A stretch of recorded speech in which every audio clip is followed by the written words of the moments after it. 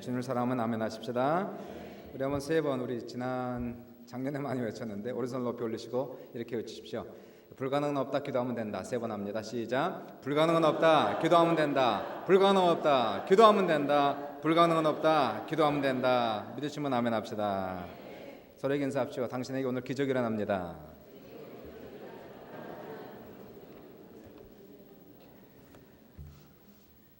네, 같이 말씀 같이 읽는 시간입니다. 사무엘상 26장 5절에서 13절. 사무엘상 26장 5절로부터 13절까지 말씀되겠습니다. 예, 구약 성경에 453면, 454면 이렇게 되겠네요. 예, 모니터를 조금만 더 올리세요. 예, 잘 줄이셨는데 너무 조금 더 줄이셔서 조금만 더 올리시면 되겠습니다. 26장 5절부터 13절 이렇게 같이 읽어나가도록 하겠습니다.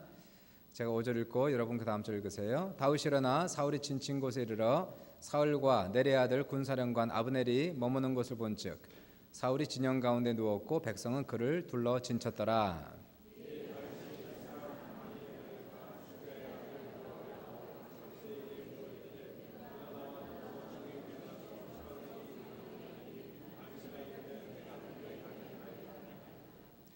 다윗과 아비새가 밤에 그 백성에게 나아가 본즉 사울이 진영 가운데 누워 자고 창은 머리곁 땅에 꽂혀 있고 아브넬과 백성들은 그를 둘러 누웠는지라.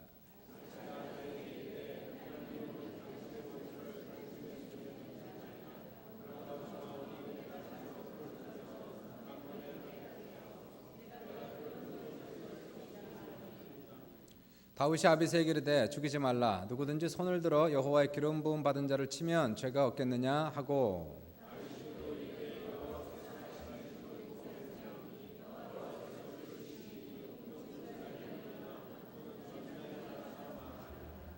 내가 손을 들어 여호와의 기름 부음 받은 자를 치는 것을 여호와께서 금하시나니 너는 그의 머리 곁에 있는 창과 물병만 가지고 가자 하고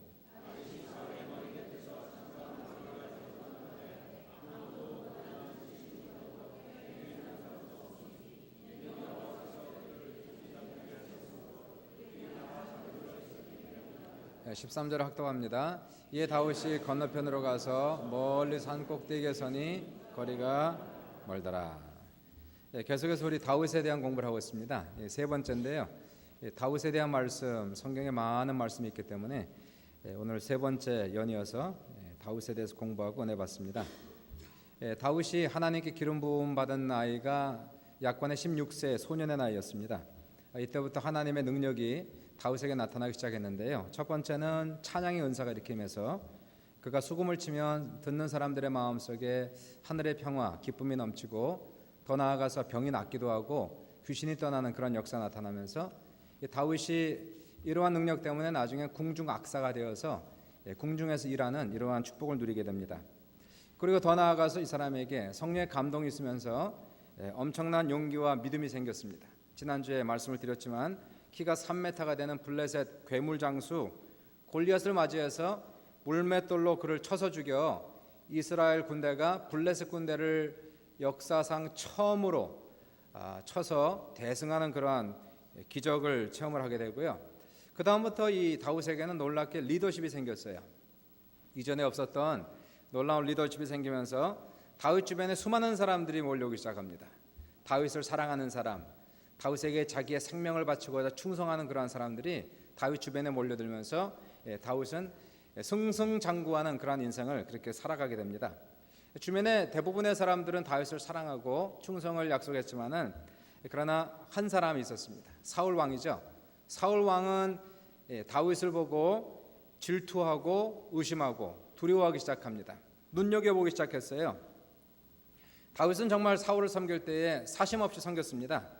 그러나 사울 왕의 눈에는 다윗이 가시처럼 보였습니다. 왜냐하면 사람들의 마음속에 사울은 천천히요, 다윗은 만만이다 이런 얘기들을 공공연히 하고 다니니까 사람인지라 또 질투심도 또 생길 만도 하는 것 같아요. 근데 이 사람의 질투심은 그냥 평범한 질투심이 아니라 좀 정신 이상적인 질투심이었습니다. 나중에 너무나 의심스러워서 저 다윗 저놈이 언젠간 나를 죽일 것이다, 저놈이 언젠간 구테타를 일으켜서 왕권을 빼앗을 것이라는 이러한 의심 속에 사로잡히면서 이 다윗이 이성을 잃기 시작합니다. 그리고 정신 이상에 걸리는 거예요. 나중엔 두 번이나 창을 들어서 자기의 신복이었던 다윗을 장하에 던졌는데 다윗이 간신히 자기의 몸을 피하여서 그리고 도망갈 수가 있었던 사건을 두 번씩이나 체험을 하게 됩니다. 여러 가지 정신질환이 많이 있는데요. 정신질환 중에서 가장 치료가 어려운 일종의 암에 가까운 그러한 증상이 하나 있답니다. 정신과에서 가장 치료가 어려운 정신병이 의부증 또는 의처증이 됩니다. 의부증과 의처증은 자신의 배우자가 불륜을 저지르고 있지 않는가 극도로 의심을 하다가 그리고 정말 불륜을 범하고 있다라고 믿고 있는 사람들이에요. 주변에서 아무리 아니라고 얘기를 해도요, 이 사람들은 절대로 자기가 잘못됐다라고 생각하지 않습니다. 절대로 인정하지 않습니다. 이 사람들에게는 배우자가 불륜을 저질렀다는 확고한 믿음을 가지고 있어요. 그리고 많은 증거를 가지고 있는데 그러한 모든 자료들, 증거들은 객관적인 사실에 근거하는 것이 아니라 전부 다 망상으로부터 오는 그러한 증거들이라고 합니다. 그래서 이 병을 가리켜서 질투망상이다 그렇게 얘기하는 거예요. 이 병이 무서운 이유는 다름이 아니고요. 이 사람들은 다 정상적으로 생활을 한답니다. 사회생활도 잘하고 직장생활 잘하고요. 교회도 잘 다니고 그리고 돈도 잘 벌고 대인관계도 괜찮은데 딱 한 군데 배우자에 대해서만 비정상적인 사고체계가 발동되고 질투망상이 빠져든다는 사실이에요. 그러니까 이 질투망상에 빠진 사람들은 그 증상만 제외하면 거의 정상적인 생활을 하고 있기 때문에 주변에 있는 친구들이나 많은 사람들은 이 환자를 환자 취급하지 않고 광증을 의심하지 않냐고 되려 그러한 사람들을 믿어주고 동조해는 주는 경우가 대부분이라는 사실입니다. 그래서 이 질투망상은요, 정신과 질병 가운데 치료하기가 가장 어려운 그리고 조기 발견되기 어려운 것이 바로 의처증과 의부증이라 얘기합니다. 지금 사울을 보시면 사울이 지금 정신병에 걸렸어요. 이 사람의 정신병은 질투망상에 지금 들어간 겁니다. 이것은요, 우리가 성경에 보지만은 사울에게 귀신이 임했다라고 얘기하지 않습니까? 사울이 악한 귀신에 시달리고 있는데 그 악한 귀신이 무엇으로 찾아오느냐 하면 정신병으로 지금 찾아오고 있는 겁니다. 심각한 질투와 심각한 사람에 대한 의심으로 찾아오는, 다른 사람도 아니고 오직 다윗에 대해서만 모든 것이 가시예요. 모든 것이 의심입니다. 모든 것이 질투로 지금 나타나는 그러한 모습을 볼 수가 있게 됩니다. 결과적으로 이성을 잃어버려요. 그리고 자기의 신복인 다윗에게 창을 두 번씩이나 던져가지고 죽이려고 했던 그러한 이 사울의 이상한 행동, 이상한 그러한 모습들을 보게 됩니다. 이 정신과 의사들은 의처증, 의부증이 어느 날 갑자기 시작하는 것이 아니고요, 작은 의심에서 시작한다는 거예요. 작은 질투를 그냥 놔두고 그것을 컨트롤하지 않으면은 결과적으로는 이와 같은 망상증에 들어간다라고 얘기하면서 초기부터 이러한 의심을 잡고 이러한 질투에 빠지지 않을 것을 경고를 하고 있습니다. 우리의 마음속에 찾아오는 마귀의 역사가 있습니다. 의심의 마귀, 질투의 마귀가 있어요. 이러한 것들이 결국은 스스로 절제하지 않으면 미움의 마귀로 변하면서 사람들을 의심하게 되는 이러한 정신병으로 발전하기 때문에 우리는 이러한 생각이 찾아올 때에 이러한 부정적이고 그리고 파괴적인 생각과 마음이 찾아올 때에 예수 이름으로 질투마귀, 의심마귀 쫓아내시기를 주님의 이름으로 축원합니다. 이 사울의 행동을 한번 보십시오.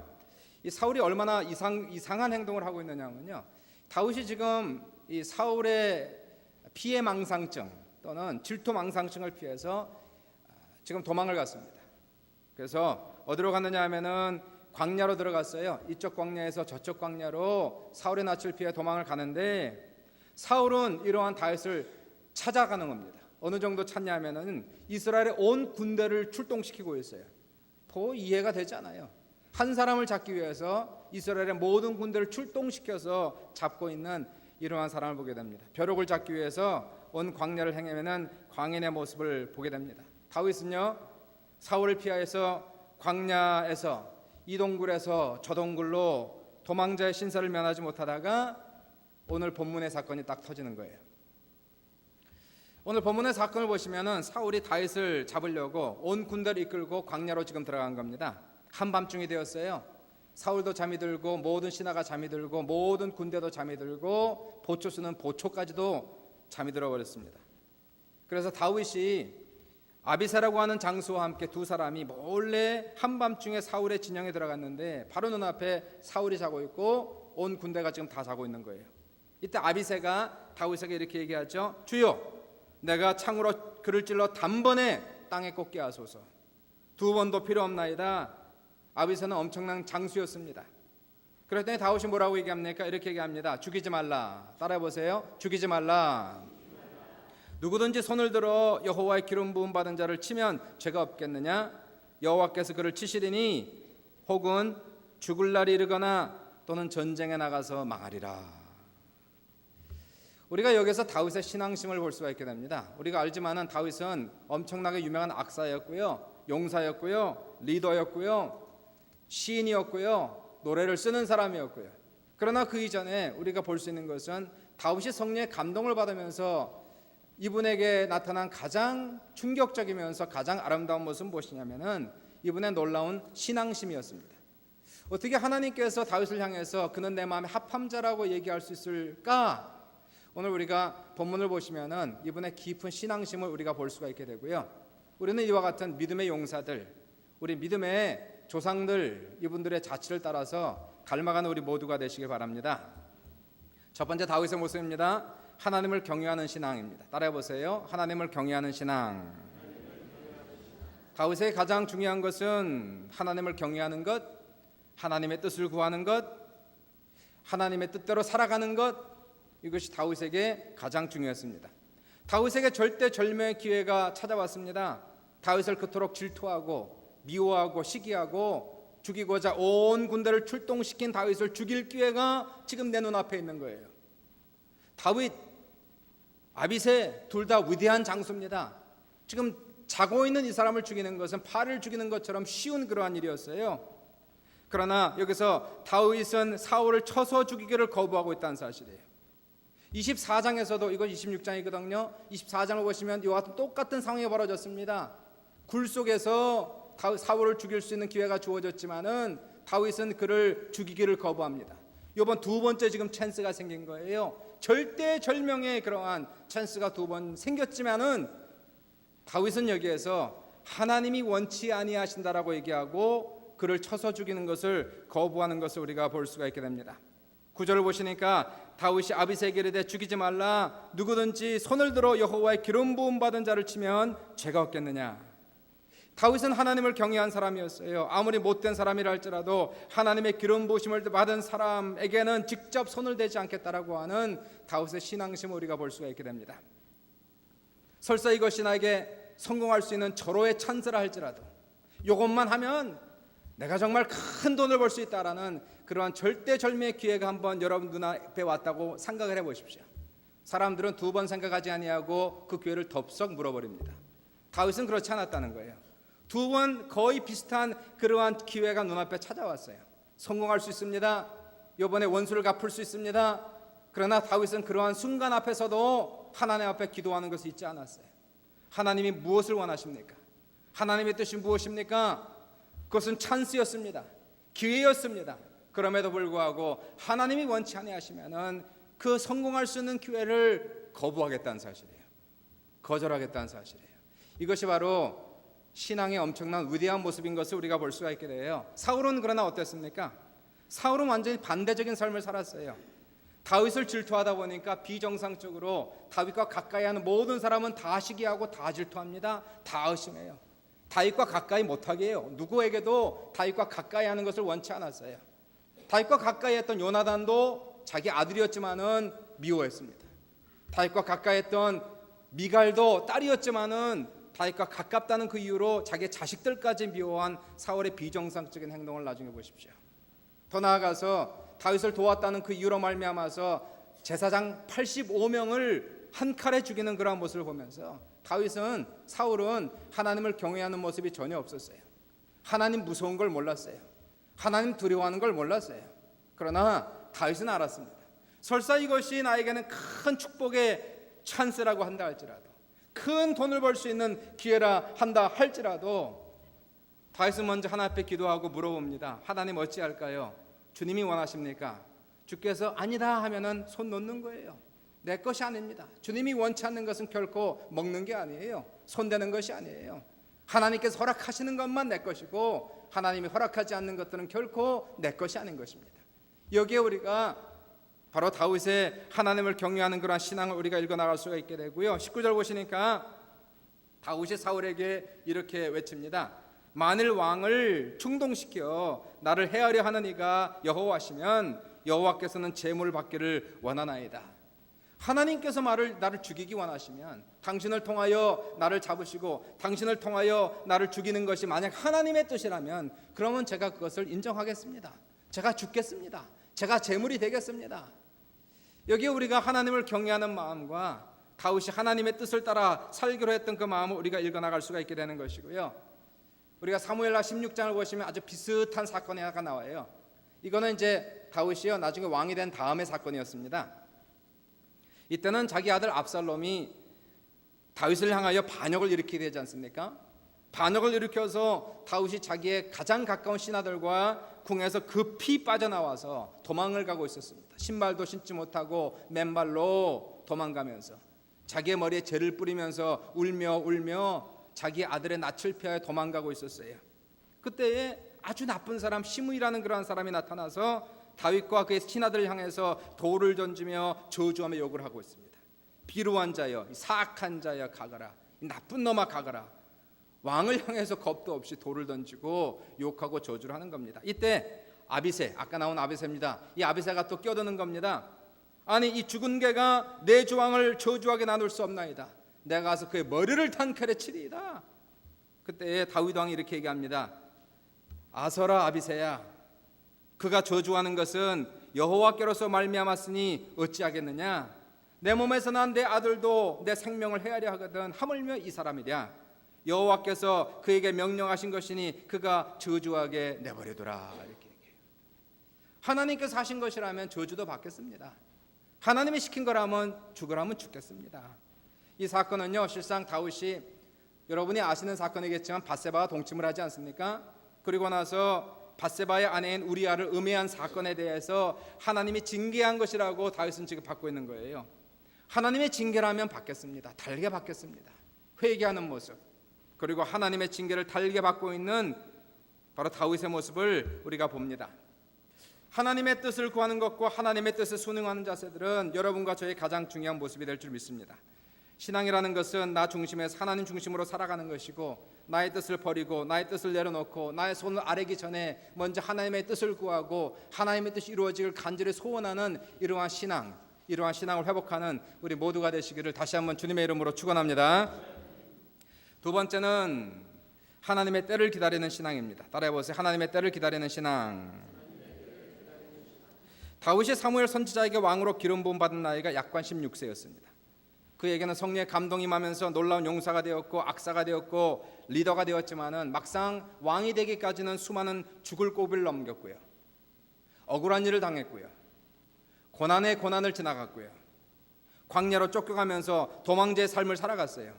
다윗의 시편을 읽어보시면은 그가 이러한 고난을 살아가면서 광야에서 아침 새벽에 일어나 하나님을 향하여 노래하는 그러한 노래들이 많이 나와 있습니다.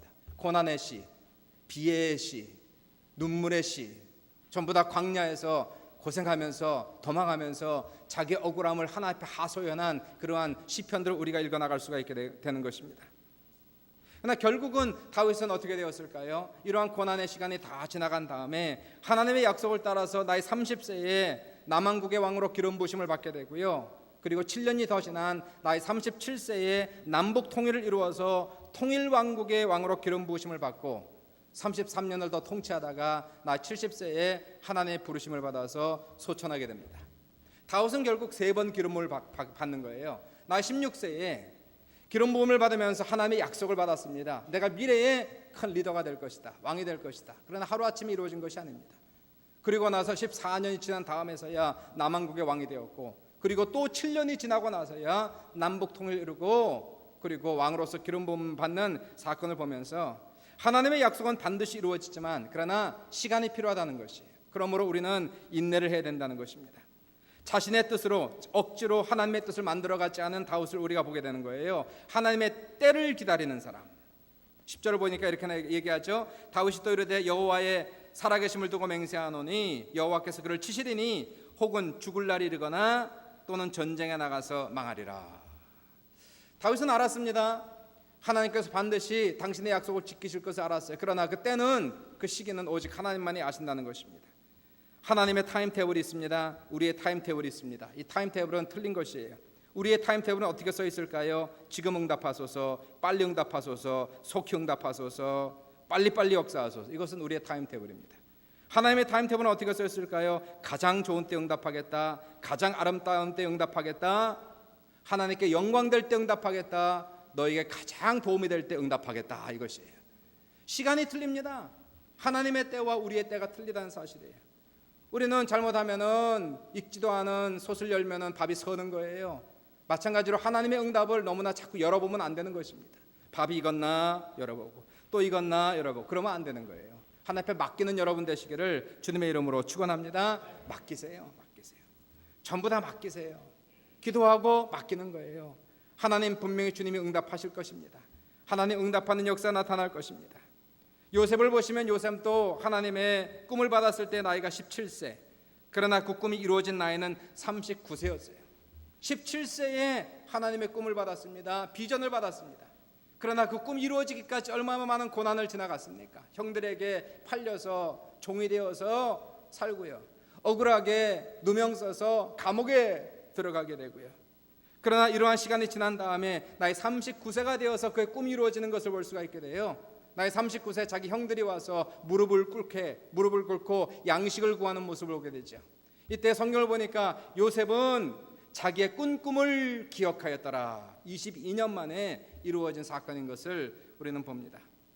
아브라함은 하나님께서 민족을 주시겠다는 약속을 붙들고 고향을 떠나 가나안 땅으로 갔어요. 75세 이민을 가서 아들을 얻는데 무려 25년이 걸린 모습을 보게 되고요. 그리고 지금도 아브라함을 통해 육신의 자손인 이스라엘과 아랍 사람들이 나오고 영적 자손인 그리스도인들이 나오는 걸 보면서 하나님의 꿈은 아브라함을 통해서 지금도 이루어지고 있는 현재 진행형으로 가고 있는 모습을 우리는 봅니다.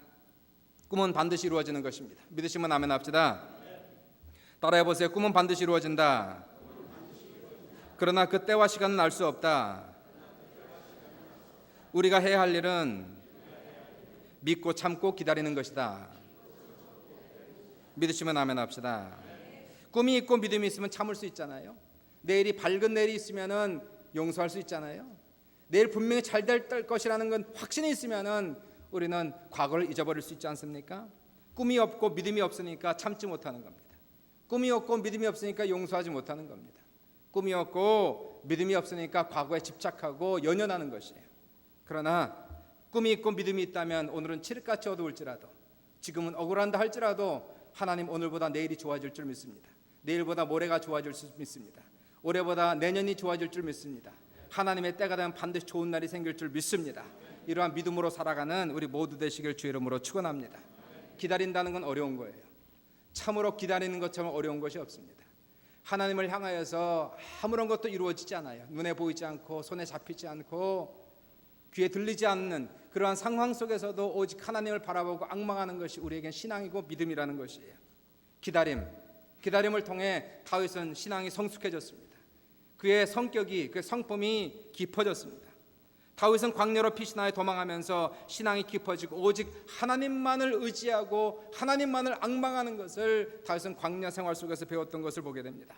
그런 아픔의 시간을 통하여서 그는 시를 많이 썼어요. 기도를 많이 드렸어요. 찬양을 가장 많이 했어요. 다윗은 성공하고 나서는 기도를 많이 못했어요. 잘 될 때는 하나님을 찬양하지 못했어요. 그러나 어려웠을 때에 그때는 하루 종일 기도했어요. 그때는 하루 종일 주님만 바라봤어요. 주님만 앙망했어요. 주님만 찾았어요. 주님만 찬양했어요. 이러한 신앙심으로 두터워지는 그러한 모습을 보면, 사랑하는 여러분, 우리가 고난의 시간을 지나가고 있나요? 어려운 시간을 지나가고 있나요? 억울한 일을 당하고 있나요? 바로 이때는 하나님께서 기다리는 시간이라는 것이에요. 하나님을 바라고 믿고 기대하는 그리고 기다리는 우리 모두 되시기를 주님의 이름으로 축원합니다. 세 번째 마지막으로 보수하신 하나님을 믿는 신앙입니다. 따라해 보세요. 보수하신 하나님을 믿는 신앙. 이 보수한다는 것은 공수한다는 뜻이 아니고요. 보수한다는 것은 갚아주신다는 겁니다. 영어로 보니까 이 단어가 vindicate 이런 단어로 나왔어요. Vindicate me, O God. 원수를 갚아주신 하나님, 잘잘못을 가려주신 하나님, 심판하시는 하나님. 우리 하나님은 반드시 잘잘못을 반드시 가려주신다. 반드시 판결하신다. 지금은 억울하지만, 지금은 사람들이 이해하지 못하고 있지만은 분명히 하나님은 때가 되면은 나의 선함을, 나의 의로움을 분명히 주님께서 보여주실 것이라는 이 믿음을 우리는 보수하는 하나님을 믿는 신앙이라고 얘기하는 것이에요. 그러므로 우리가 해야 할 일이 하나가 있습니다. 주님께서 심판하는 그날까지, 보수하시는 그날까지, 주님께서 잘잘못을 가려주시는 그날까지 우리는 하나님 앞에 올바로 서는 거예요. 정직하게 서야 됩니다. 의롭게 서야 됩니다. 선하게 살아야 됩니다. 억울한 일이 있어도 하나님 앞에 죄를 짓지 말아야 됩니다. 무슨 일이 있어도 우리는 하나님의 뜻대로 살아가는 우리의 모습을 지켜나갈 때에 하나님께서는 반드시 여러분의 신앙을 보시고 보수하시고 잘잘못을 가리시는 귀한 역사가 나타나실 것이에요. 시편을 보시니까 다윗이 시편에서 Vindicate me, O God, 하나님 나의 잘잘못을 가려주소서 하는 그런 시편이 많이 나와 있어요. 26편 1절 보시니까 야훼여 나의 무죄함을 밝혀주소서, 깨끗하게 살며 당신만을 철석같이 믿었나이다. 나의 무죄함을 밝혀주소서. 사무엘상 24장 15절 보시니까 이 사울을 향해서 하시는 말입니다. 그러므로 주님께서 재판관이 되셔서 나와 임금님 사이를 판결하여 주시기를 빌겠습니다. 주님께서 굽어보시고 나의 억울함을 판결하여 주시며 나를 임금님의 손에서 건져주시기를 빌겠나이다. 이것이 다윗의 신앙 속에 있는 깊은 신앙심입니다. 하나님 언젠가는 판결해 주시겠지요. 언젠가는 잘잘못을 가려주시겠지요. 우리 하나님, 귀를 주신 하나님께서 듣지 못하겠으며 눈을 주신 하나님께서 보지 못하시겠느냐. 이 시간도 내 기도를 들으신 하나님, 나의 억울함을 보시는 하나님, 나의 원통하심을 아시는 하나님, 이 시간에 사람에게 호소하는 것이 아니라 하나님에게 나의 원통함을 호소하며 하나님을 기다리며 하나님을 바라보며 하나님 앞에 나아갈 때에 주님 때가 되면 반드시 누가 잘했고 누가 잘못했는지를 반드시 보여주소서 하는 것이 여기 다윗의 신앙인 것을 우리가 볼 수가 있게 되는 것이에요. 오늘 본문을 보시니까요, 사무엘상 26장에서 다윗이 사울에게 손을 대지 않습니다. 그리고 물병만 가지고 가고, 그리고 창만 가지고 가요. 그리고 나서 사울에게 크게 이렇게 외칩니다.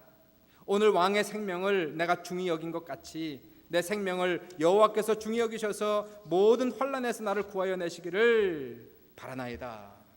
아까 말씀드렸지 않습니까? 거기에 시므이라는 사람이 저주했을 때에 그때 다윗이 한 얘기가 있습니다. 하나님께서 허락하신 것이면은 저주하게 내버려 두라. 그리고 하는 말이 있어요. 혹시나 여호와께서 나의 원통함을 감찰하시리니 오늘 그 저주 때문에 여호와께서 선으로 내게 갚아 주시리라. 원통함을 감찰하신 하나님, 우리 하나님 앞에 우리의 모든 것을 내려놓고 주님의 갚아주심을 기다리는 우리 모두 되시기를 주님의 이름으로 축원합니다. 하나님 앞에 올바로 서는 것은 너무나 중요한 거예요. 우리가 말하는 것이나 행동하는 것이나 인간적으로 육신적으로 세상적으로 하지 마시고요, 오늘도 나를 지켜보신 하나님 앞에 우리는 올바로 서는 우리 모두가 되시기를 주님의 이름으로 축원합니다. 성공을 하려면은 눈치가 빨라야 돼요. 사회생활을 하려면은 사람의 눈치를 잘 봐야 됩니다. 뉴욕에 있는 한 목사님께서 한 15년 전에 제가 목회 초년기에 저한테 충고를 하나 하셨어요. 그분께서 이렇게 말씀하셨습니다. 목사는 눈치만 있으면 50% 성공한다, 그렇게 얘기했어요.